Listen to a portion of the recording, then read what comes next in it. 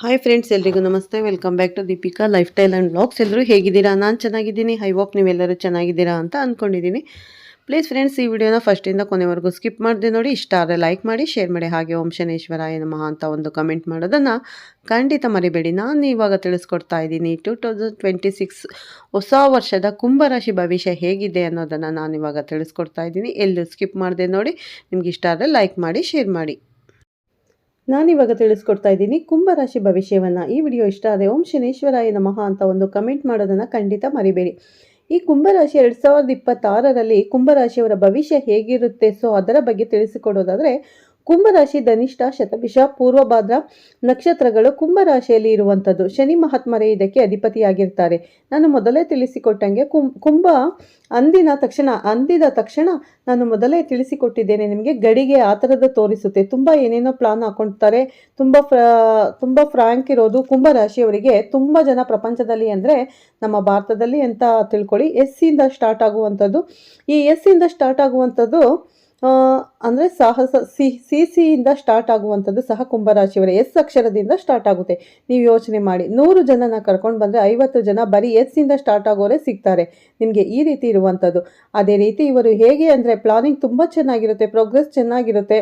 ಮಧ್ಯದಲ್ಲಿ ಬ್ರೇಕ್ ಆಗುವಂಥದ್ದು, ಎಲ್ಲಿ ಬ್ರೇಕ್ ಆಗಿದೆ ಅಂತ ನೋಡೋದಾದರೆ ಸ್ನೇಹಿತರೆ, ನೋಡ್ತಾ ಅರ್ಧ ಟೈಮ್ ವೇಸ್ಟ್ ಆಗೋಗುತ್ತೆ. ಈ ರೀತಿಯಾದಂಥ ಇದು ಪಂಚಮ ಸ್ಥಾನದಲ್ಲಿ ಗುರುವಿನ ಸಂಚಾರ ಆದಷ್ಟು ದಿನಗಳು ತುಂಬ ಚೆನ್ನಾಗಿ ನಡೆಯುತ್ತೆ. ಪಂಚಮದಿಂದ ಷಷ್ಠ ಸ್ಥಾನ ಅಂದರೆ ತ್ರಿಕಷ್ಟ ಸ್ಥಾನಗಳು ಅಂತ ಆ 3 ಕಷ್ಟ ಸ್ಥಾನಗಳು ಗುರು ಸಂಚಾರ ಮಾಡಬೇಕಾದ್ರೆ ಏನಾಗುತ್ತೆ ಅಂದರೆ, ಹಣಕಾಸಿನ ವಿಚಾರದಲ್ಲಿ ಸ್ವಲ್ಪ ಸಮಸ್ಯೆಗಳನ್ನು, ಅದರೊಟ್ಟಿಗೆ ಸಾಡೆ ಸಾತಿ ಬೇರೆ ಇದೆ. ಅಂದರೆ ಕೊನೆ ಹಂತದ ಸಾಡೆ ಸಾತಿ ಇದೆ ಈ ಕುಂಭರಾಶಿಯವರಿಗೆ. ಮತ್ತು ಇದು ಮೇನ್ ಅಂತರ ಗುರುವಿನ ಬಲವನ್ನು ಸಹ ಕಮ್ಮಿ ಆಗುತ್ತೆ ಈಗಂತ ಹೇಳಿಬಿಟ್ಟು ಎಲ್ಲ ಕುಂಭರಾಶಿಯವರು ಭಯ ಪಡ್ಕೋಬೇಕು. ಅಯ್ಯೋ ಏನಪ್ಪ ಹಿಂಗೆ ಹೇಳಿಬಿಟ್ಟಿದ್ದಾರಲ್ಲ. ಅದಕ್ಕೆ ಏನು ಖಂಡಿತವಾಗಲಿ ಯಾವುದೇ ಇದಾಗಲಿ, ಯಾವ ರಾಶಿಯವರಾಗಲಿ, ಯಾವ ನಕ್ಷತ್ರ ಆಗಲಿ ತುಂಬ ಭಯ ಪಡುವಂಥದ್ದು ಏನಿಲ್ಲ ಸ್ನೇಹಿತರೆ. ನೀವು ಮಾಡುವಂಥ ಕೆಲಸ ಕರೆಕ್ಟ್ ಆಗಿದ್ರೆ, ಪ್ರಾಮಾಣಿಕವಾಗಿದ್ದರೆ ಯಾವುದಕ್ಕೂ ಭಯ ಪಡುವಂಥದ್ದು ಏನಿಲ್ಲ. ಖಂಡಿತವಾಗಿ ನೀವು ಟ್ರಾಫಿಕ್ ರೂಲ್ಸ್ ಫಾಲೋ ಮಾಡ್ತಾ ಇದ್ದೀನಿ ಅಂದರೆ ಯಾಕೆ ಭಯಪಡಬೇಕು? ಹೆಲ್ಮೆಟ್ ಹಾಕ್ಕೊಂಡಿದ್ದೀನಿ ಅಂದರೆ ಯಾಕೆ ಭಯಪಡಬೇಕು? ನಿಧಾನ ಓಡಿಸಿದ್ದೀನಿ ಹಂಗೂ ಹೇಳ್ಬೋದು. ಬೇರೆಯವರು ಯಾರೋ ಬಂದು ಗುದ್ಬಿಟ್ರೆ ಹೆಂಗೆ ಅಂತ.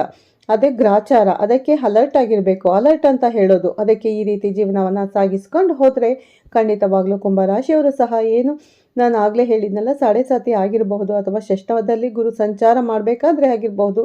ನಾವು ಎಲ್ಲದಕ್ಕೂ ಪರಿಹಾರಗಳಿವೆ, ಮಾಡಿಕೊಂಡು ಹೋದರೆ ಸಾಕು ಸ್ನೇಹಿತರೆ.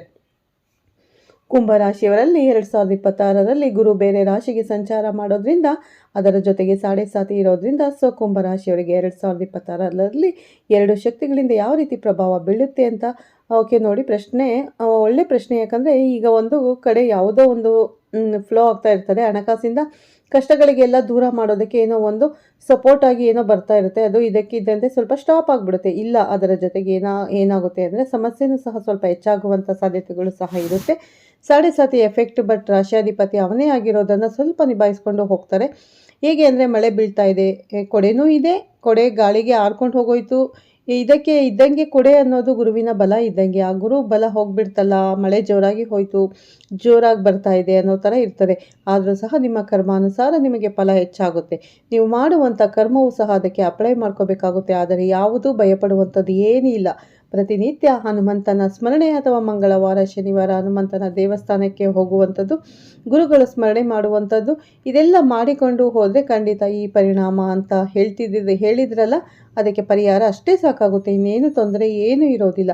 ಈ ಸಾಡೆ ಸಾತ್ ಅನ್ನೋದಿದೆಯಲ್ಲ ಅಂತ ಹೇಳಿದರೆ, ಅದು ಮಕ್ಕಳ ಮೇಲೆ, ಅವರ ಜೊತೆಗೆ ಉದ್ಯೋಗಸ್ಥರ ಮೇಲೆ ಬೀರುತ್ತಾ ಅಂತ ನೋಡಿ. ಈ ಸಾಡೆ ಸಾತಿನ ತಕ್ಷಣ ಮಕ್ಕಳ ಮೇಲೆ ಪರಿಣಾಮ ಬೀಳುತ್ತೋ ಅಥವಾ ಹಿರಿಯರ ಮೇಲೆ ಪರಿಣಾಮ ಬೀಳುತ್ತೋ ಅಥವಾ ಯುವಕರ ಮೇಲೋ ಉದ್ಯೋಗಸ್ಥರ ಮೇಲೋ ಅನ್ನೋ ಥರ ಏನಿಲ್ಲ. ಮಕ್ಕಳ ಮೇಲೆ ಬಿದ್ದಂತಹ ಸಾಮಾನ್ಯವಾಗಿ ತಂದೆ ತಾಯಿಗಳಿಗೆ ಅದರ ಎಫೆಕ್ಟ್ ಕಾಣಿಸ್ತಾ ಇರುತ್ತೆ. ಹಾಗಂತ ಹೇಳ್ಬಿಟ್ಟು ತುಂಬ ಹೆಚ್ಚಾಗಿ ಭಯಪಡುವಂಥದ್ದು ಮಕ್ಕಳಲ್ಲಿ ಸಾಡೆ ಸಾತಿ ಬಂದುಬಿಟ್ರೆ ಇನ್ನು 30 ವರ್ಷದ ತನಕ ಭಯಪಡುವಂಥದ್ದು ಏನೂ ಇರಲ್ಲ. ಅವರು ಆರಾಮಾಗಿ ಅವರ ಜೀವನವನ್ನು ಮುಂದಿನ ದಿನಗಳಲ್ಲಿ ತುಂಬ ಚೆನ್ನಾಗಿ ಸಾಗಿಸಬಹುದು. ಯಾಕಂದರೆ ವಿದ್ಯಾಭ್ಯಾಸದಲ್ಲಿ ಏನು ಸಮಸ್ಯೆ ಆಗಲ್ಲ. ಬಟ್ ಪ್ರಮುಖವಾಗಿ ಯಾರೆಲ್ಲ ಶಕ್ತರು ಇರ್ತಾರೋ ಅಂಥವರ ಮೇಲೆ ಹೆಚ್ಚು ಪರಿಣಾಮ ಬೀಳುವಂಥದ್ದು. ಅದರೊಟ್ಟಿಗೆ ಯಾರೆಲ್ಲ ಪ್ರಾಮಾಣಿಕತೆ ಇಲ್ಲದೆ ಇರುವಂಥವ್ರು ಯಾರು ಇರ್ತಾರೋ ಅವರಿಗೆ ಸ್ವಲ್ಪ ಸಮಸ್ಯೆ ಹೆಚ್ಚಾಗುವಂಥದ್ದು. ಅದರಲ್ಲಿ ಉದ್ಯೋಗಸ್ಥರಿಗೆ ಏನು ಸಮಸ್ಯೆ ಅಂದರೆ, ಕರ್ಮಕಾರಕನೇ ಶನಿ ಆಗಿರೋದ್ರಿಂದ ತಾನು ಮಾಡುವಂಥ ಕೆಲಸದಲ್ಲಿ ಎಲ್ಲೋ ಒಂದು ಚೂರು ವ್ಯತ್ಯಾಸ ಆಗುತ್ತೆ ಅಂದಿನ ತಕ್ಷಣ ಸಮಸ್ಯೆ, ಕಟ್ಟಿಟ್ಟ ಬುದ್ಧಿ ಅದರೊಟ್ಟಿಗೆ ಏನಾಗುತ್ತೆ ಅಂದರೆ ಒಂದೊಂದು ಬಾರಿ ಇಬ್ಬರು ಮಾಡೋ ಕೆಲಸ ಒಬ್ಬರಿಗೆ ಬಂದುಬಿಡುತ್ತೆ. ಅಯ್ಯೋ ಏನು ಸಿಸ್ಟಮ್ ಮುಂದೆ ಕುತ್ಕೊಂಡು ಕೆಲಸ ಮಾಡಿ ಸಾಕಾಯಿತು. ವೃತ್ತ ತಿರುಗಾಟ ಸ್ಪೆಷಲಿ ಯಾರೆಲ್ಲ ತಿರುಗಿಕೊಂಡು ಕೆಲಸ ಮಾಡ್ತಾರೋ ಅಂಥವರಿಗಂತೂ ಸಾಕಷ್ಟು ದೇಹಾಲಸ್ಯ ಹೆಚ್ಚಾಗುವಂಥ ಸಾಧ್ಯತೆಗಳು ತುಂಬ ಹೆಚ್ಚಾಗಿರುತ್ತೆ. ಅದೇ ರೀತಿ ಯಾರೆಲ್ಲ ವೈದ್ಯಕೀಯ ರಂಗದಲ್ಲಿ ಇರ್ತಾರೋ ಅವರಿಗೆ ಸ್ವಲ್ಪ ಸಮಸ್ಯೆಗಳು, ಅದೇ ರೀತಿ ನ್ಯಾಯಾಧೀಶರು ಆಗಿರ್ಬೋದು, ಲಾಯರ್ಗಳಾಗಿರ್ಬೋದು, ಇಂಥವರಿಗೂ ಸಹ ಅಂದರೆ ಪ್ರಾಮಾಣಿಕ ಇಲ್ಲ ಅಂದಾಗ ಸ್ವಲ್ಪ ವ್ಯತ್ಯಾಸಗಳು ಕಾಣುವಂಥ ಸಾಧ್ಯತೆಗಳು ಹೆಚ್ಚಾಗಿರುತ್ತೆ. ಅದನ್ನು ಹೊರತುಪಡಿಸಿದ್ರೆ ಬೇರೆ ಅತಿ ಹೆಚ್ಚು ಸಮಸ್ಯೆ ಏನೂ ಇಲ್ಲ. ಭಯ ಪಡ್ಕೋಬೇಕಾಗಿ ಆ ಥರದ್ದು ಏನೂ ಇಲ್ಲ ಸ್ನೇಹಿತರೆ. ಎಲ್ಲರೂ ಜೀವನದಲ್ಲಿ ಸಾಡೆ ಸಾತಿಯನ್ನು 3 ಬಾರಿ ನೋಡ್ತಾರೆ. ಅದರ ಬಗ್ಗೆನೂ ತುಂಬ ಭಯ ಪಡ್ಕೊಂಡು ಜೀವನ ಮಾಡಬೇಕು ಅಂದರೆ ಸರಿಯಾದಂತಹ ಸಮಂಜಸವಾದಂಥ ಪರಿಹಾರಗಳು ಮಾಡಿಕೊಂಡ್ರೆ ಹೋದರೆ ಸಾಕಾಗುತ್ತೆ.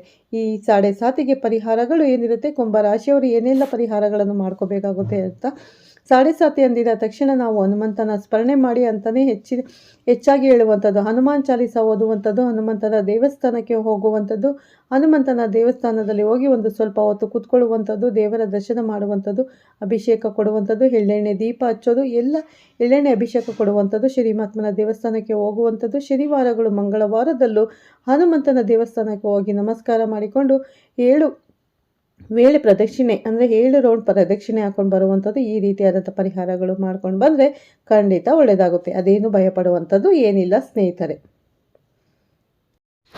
ಇನ್ನು 2026ರಲ್ಲಿ ಕುಂಭರಾಶಿಯವರಿಗೆ ಎದುರಾಗುವಂಥ ಸಮಸ್ಯೆಗಳ ಪರಿಹಾರದ ಬಗ್ಗೆ, ಅದರ ಜೊತೆಗೆ ಯಾವ ದೇವರ ಅನುಗ್ರಹವನ್ನು ಅವರು ಪಡ್ಕೊಳ್ತಾರೆ. ದೇವರ ಅನುಗ್ರಹ ಪಡ್ಕೋಬೇಕು ಅಂತಂದಾಗ ದೇವರಿಗೆ ಯಾವ ರೀತಿಯಾದಂಥ ಸೇವೆಯನ್ನು ಸಲ್ಲಿಸಬೇಕು ಇವರು ಅಂತ ಅಂದರೆ, ಪ್ರತಿ ಸೋಮವಾರ ಪರಮೇಶ್ವರನ ಅಂದರೆ ಈಶ್ವರನ ದೇವಸ್ಥಾನಕ್ಕೆ ಹೋಗಿ ಹಾಲಿನ ಅಭಿಷೇಕ, ಅಥವಾ ನಮಗೆ ಅನುಕೂಲ ಆಗಲ್ಲ, ಟೈಮ್ ಇರಲ್ಲ ಅಂದವರು ಅಟ್ಲೀಸ್ಟ್ ದರ್ಶನವನ್ನು ಮಾಡಿದರೆ ಸಾಕು. ಆ ಕಣ್ಣುಗಳಲ್ಲಿ ದೈವತ್ವ ತುಂಬಿಸಿಕೊಂಡರೆ ಸಾಕು, ಮನಸ್ಸಿನಲ್ಲಿ ದೈವ ಶಕ್ತಿಯನ್ನು ತುಂಬಿಸಿಕೊಂಡರೆ ಸಾಕು, ದೈವ ಸ್ಮರಣೆ ಮಾಡಿದರೆ ಸಾಕು. ಖಂಡಿತ ಎಲ್ಲ ವಿಚಾರಗಳು ನಮ್ಮ ಒಂದು ಸಪ್ತ ಚಕ್ರಗಳಿಗೂ ಲಿಂಕ್ ಆಗಿದೆ. ಈ ಚಕ್ರಗಳು ಖಂಡಿತ ಚಿತ್ತರಿಸಿಕೊಳ್ಳುತ್ತೆ, ಅದರಿಂದ ಅಭಿವೃದ್ಧಿ ಸಹ ಕಾಣುತ್ತೆ.